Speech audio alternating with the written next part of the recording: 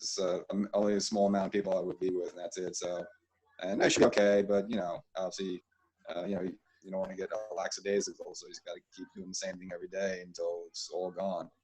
Right. I understand.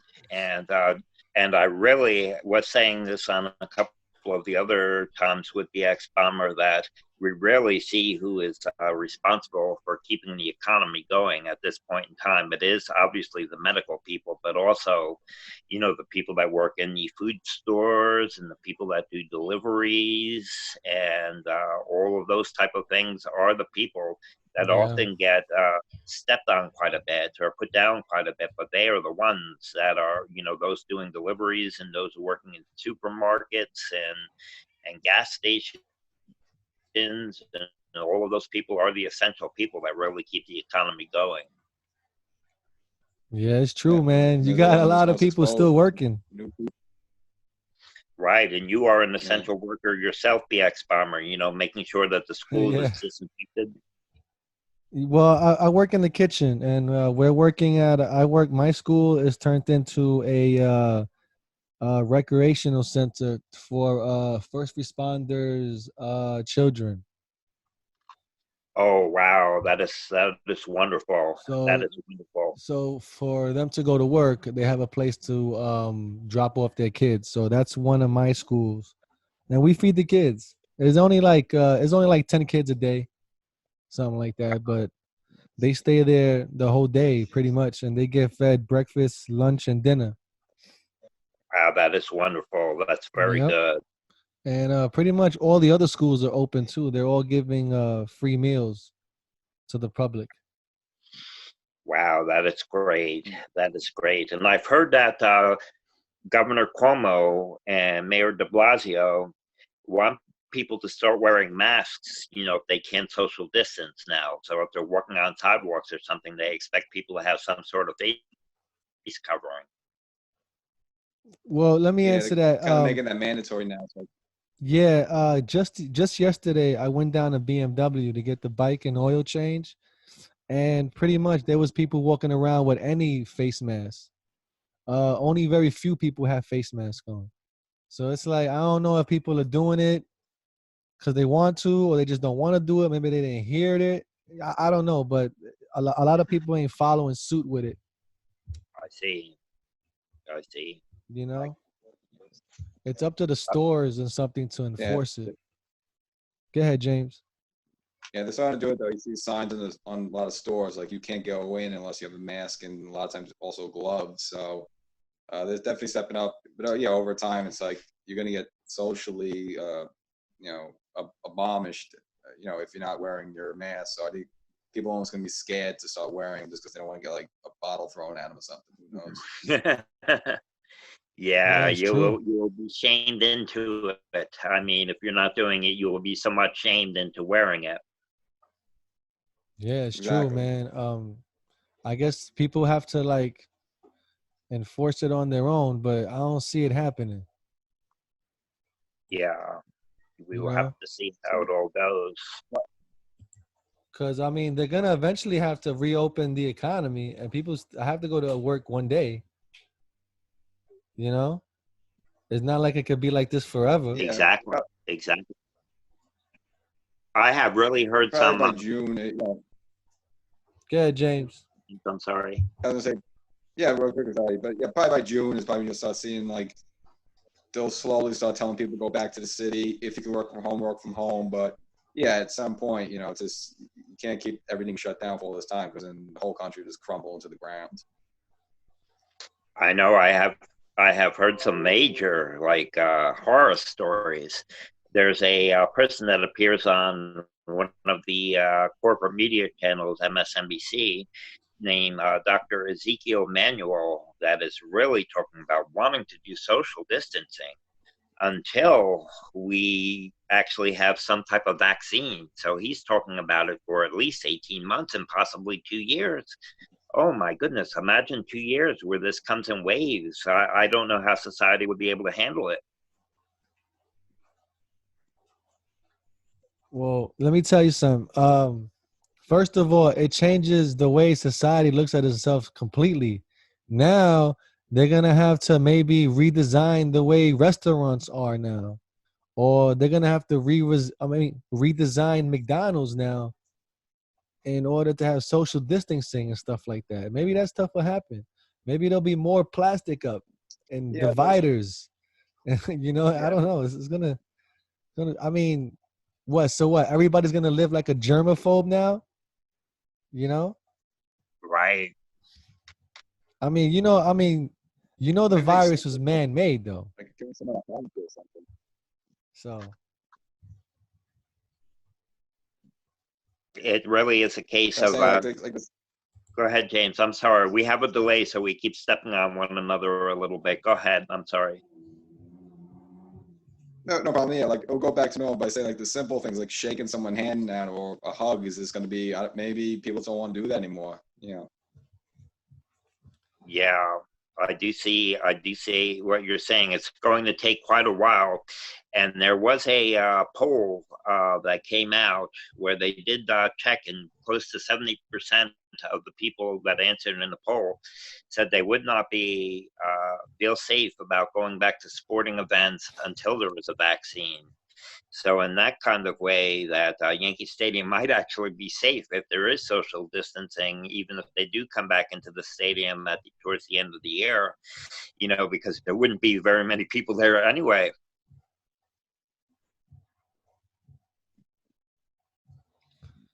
let me answer that real quick. Um, Yankee Stadium will lose a lot of money if that's the way people are gonna think, because the majority of the fans that go to the games are tourists anyway. You know, so I don't think tourists want to be in public anymore. They don't want to travel anymore on an airplane anymore. You know, and those are the majority of the fans that go to the game. People who fly and travel to New York because everybody wants to go to a baseball game. You know, so now it's gonna be kind of rough, man. I don't know, man, what next year is gonna look like. It's gonna be better for me because I'll be out there in batting practice catching all kind of baseballs. Tell you that much. Zach Hampel, you're gonna have trouble. Yeah, that sounds good. I wonder how he's They probably end up, making it too. He makes his living off of doing these vlogs. they're saying you'll probably get 20 balls. You'll be the only one out there, maybe. Yeah, exactly. And James, your last section 420 talking Yanks was really good with you and BX Bomber there. And I was so often wondered, you cut it off at the very end after the pitch came in. You cut it off before you took the swing at it. So I don't know if you hit a line drive or you missed it. The ball went like 400 feet. It was a Oh, bomb.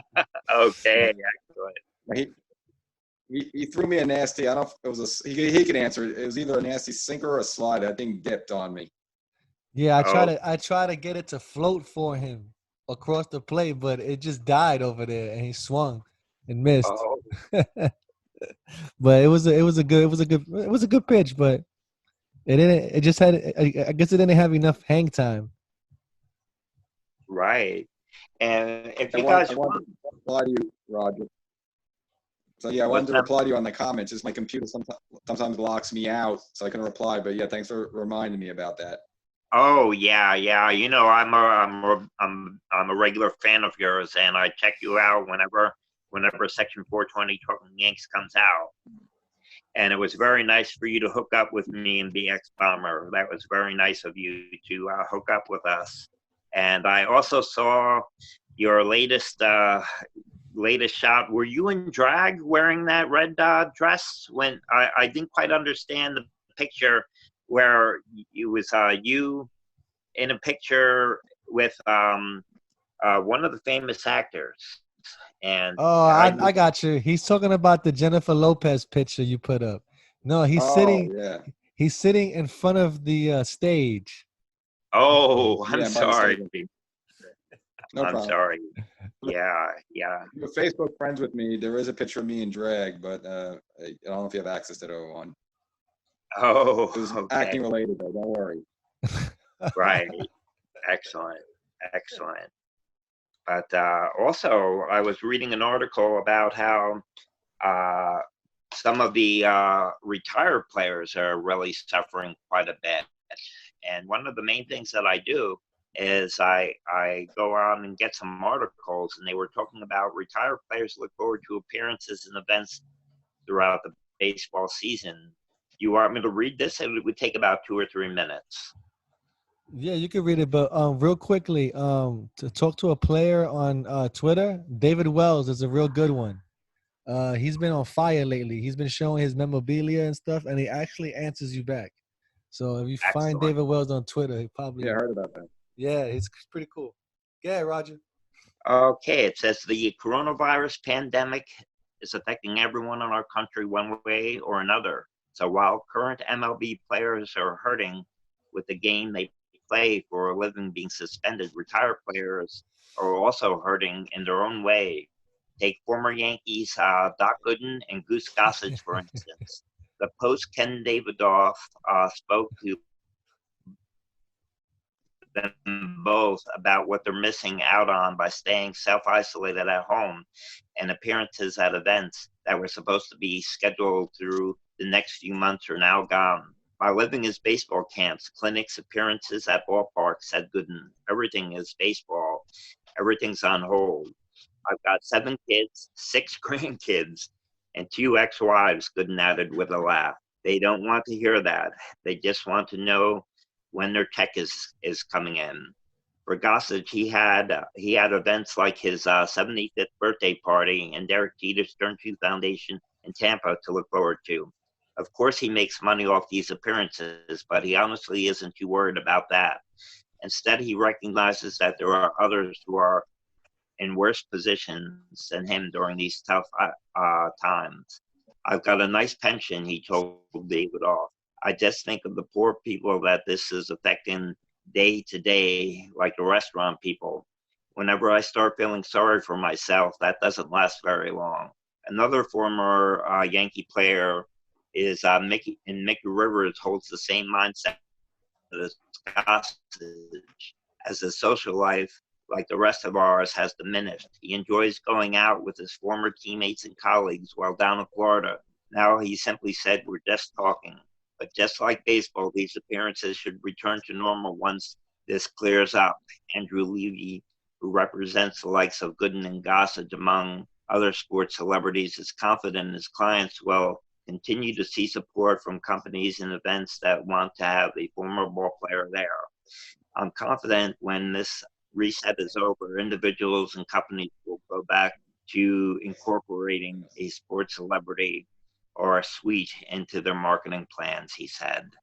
So that was a little bit of that article about how guys like Goose Gossage and Mickey Rivers, who make the appearances, are also having a little bit of a hard time.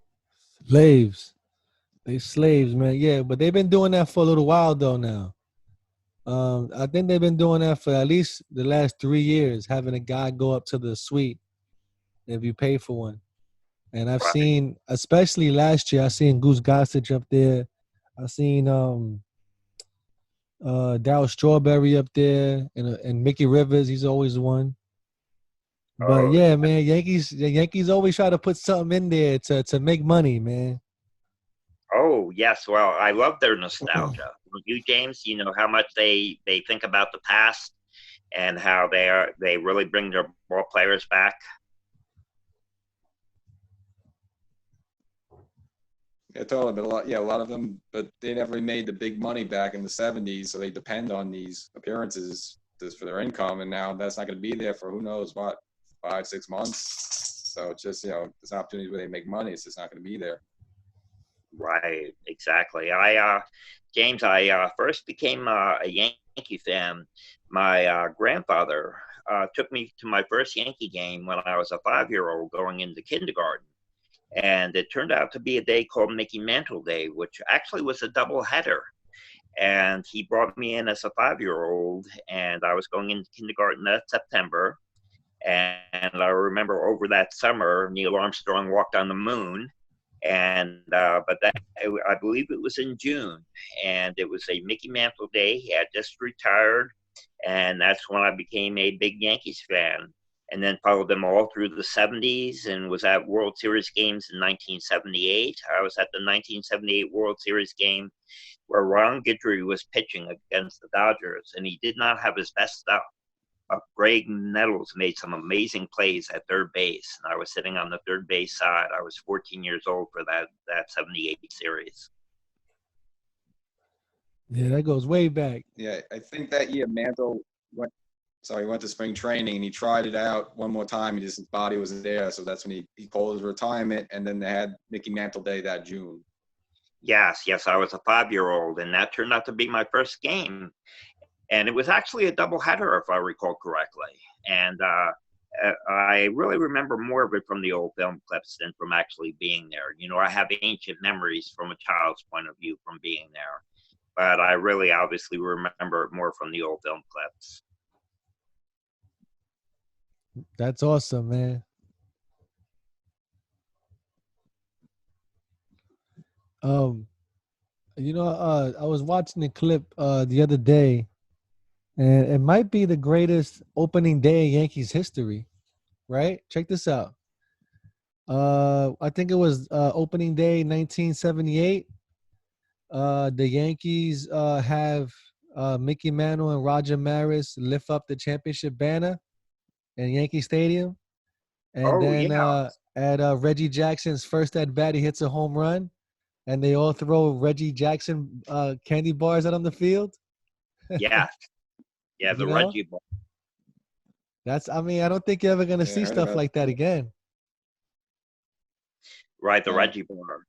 I think the best opening day in my memories was not that it's that old, but Matsui, his first game as a Yankee, opening day in the snow and hitting a grand slam. Oh, yes, that was fantastic. That was 2003. And I think that was against the Twins. Yep.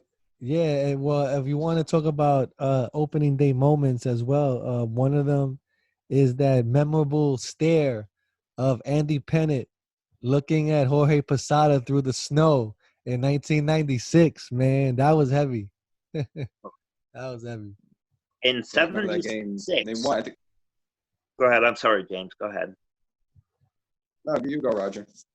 I was going to say that in 76, I was a 12-year-old, and Yankee Stadium had originally closed down in 73. In 74 and 75, they played in Shea Stadium.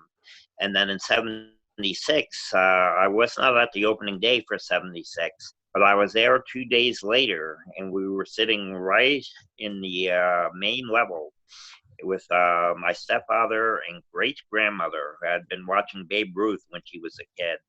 And that was against the Minnesota Twins. So I was there 3 days into their home season when the Yankee Stadium reopened in 76. Wow. Just reading right now, today in baseball history, in 1929, the New York Yankees wear uniforms with numbers on the back for the first time. Yes. So that's pretty cool. And what they did was they went by the batting order. That's how Babe Ruth got number 3. He hit third in the order. And that's how they numbered them originally. That's how the teams would do it. They would have the number on them depending on where they came up in the batting order. Probably why Garrick is 4. Yes, he hit right behind Ruth. Yes. And the Yankees are still the only team without the names on the back, so hopefully it stays that way. Right. Aren't there some other teams that don't wear names on their backs? There might be a couple teams that don't. Red Sox at home don't wear it. Right. And on the road, the Dodgers. Not sure about the Dodgers. It's a good question. I have to look that up. Right. But so that is. I'm sorry about our little delay that we're having, James, because we sometimes talk on one another. I think we have a little delay going with the two of us. So I'll be quiet for a couple of minutes and give you time. No problem. No, I just said about the Dodgers. I wasn't sure about if they have the names or not. But no, you go, Roger. Oh, okay. Well, what I was going to say is that I'm so glad that you joined us, James, and I'm glad that you're getting acting jobs. And I really feel disappointed about not seeing you guys this year so far, but we'll just have to take it one day at a time and see what happens later on several months from now. Yeah, man. It doesn't look like baseball is gonna be happening this year, even though they so badly want it to happen. But I think they're gonna play in front of no stands though. But I don't think the players would agree with that. You know, if you want to get into it. Right, James, have you heard any information about the Players Association and MLB and what they're doing as far as their prorated salaries and everything? Is there any fighting going on? Yeah, well, the thing is, the way that contracts are built, it's built on playing a 162-game season, which physically right now is not going to be possible. So they'll probably get their full paychecks, but they might only play like 100 games just because there's no room to play 162 games. So I think we'll have baseball. We'll have about 100 games. It'll be like the 1981 season. It was a strike-shortened season that you probably remember, Roger, where the Yankees got to the World Series but lost to the Dodgers. So we'll probably look at it like that. I don't think the players care either because they just want to play baseball, and whether the fans in the stands or not, I don't think they will make a doesn't make a difference. So they just play that way. They'll pick up their paychecks, and it'll just be a weird year. I would assume the Yankees are going to be good and make the playoffs, but it's just kind of a funky year that if you don't get off to a good start, you're in trouble. Of course, you know the season's short. There's no time to make up if you fall behind early. Right, I see what you're saying. And I remember the 81 year. I remember Jerry Mumphrey was on the team Yankees in 81, and Bob Watson was playing first base that year. And they should have won that series. They won the first two games up 2-0, and then just lost the next four. And then Steinbrenner got upset. He was because Reggie got hurt in that one. He had to sit out, and so they kind of depended on Winfield, and Winfield just didn't come through. So that kind of started the rivalry between George Steinbrenner and Dave Winfield that went off like 10 years. Right, I know that was one crazy situation, and then Reggie did leave right after 81 and went to the Angels. Exactly.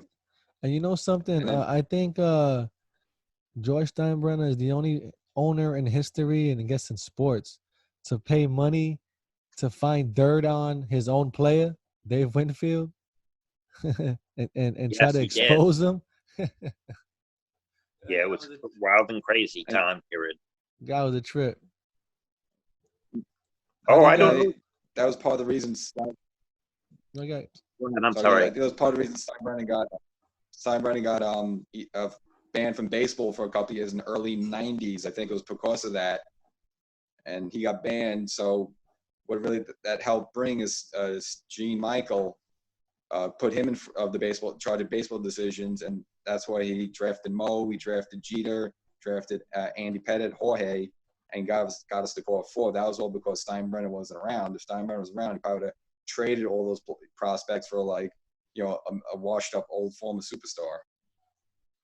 Right, Gene Michael had a lot to do with building that team. Bob Watson and Gene Michael, and I did not like the idea when they let Buck Showalter go after Yankees lost their wild card game to the wild card when they were the wild card and they lost to the Seattle Mariners. I did not like the idea of them letting Showalter go at that time, but then that did issue in the Joe Torre era.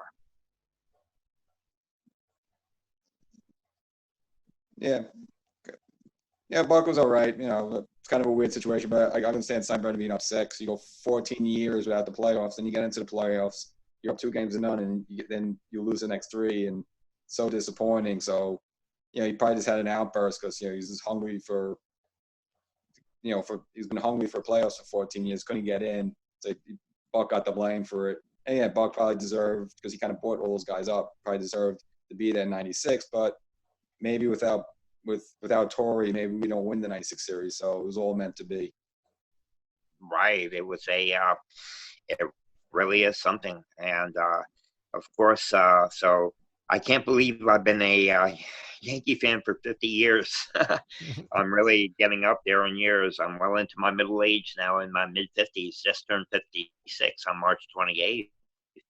And so I'm rapidly headed towards senior citizenhood. But I can really look back and remember through the 70s and the 80s and the 90s and the 2000s, right up to 2020. And I really started watching baseball when my grandfather took me to that Mickey Mantle Day. And then I would go over to Staten Island, New York. My great-grandmother was a huge Yankee fan. As a young adult, we'd go to Yankee Stadium and she would see Babe Ruth and Lou Gehrig. You know, she's been dead for 30 years now. But I knew her well. And I would go over to Staten Island. She lived in Great Kills.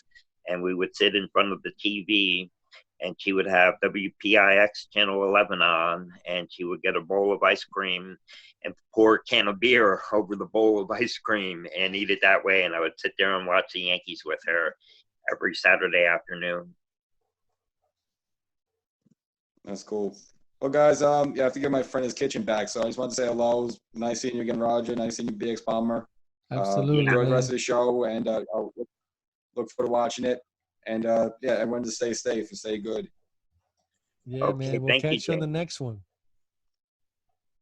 All right, I'll try to catch you again. We'll do another one soon. Take All care. right, man. Thank you, James. Bye, guys. All right, nice seeing you. Catch you later. See you, man. Yeah, that was good. Yeah, that was Okay, fun. so what I would say, BX Bombers, we've gone over a half hour now, so I guess we should call it now. We had a really good one. It was great to have James. Yeah.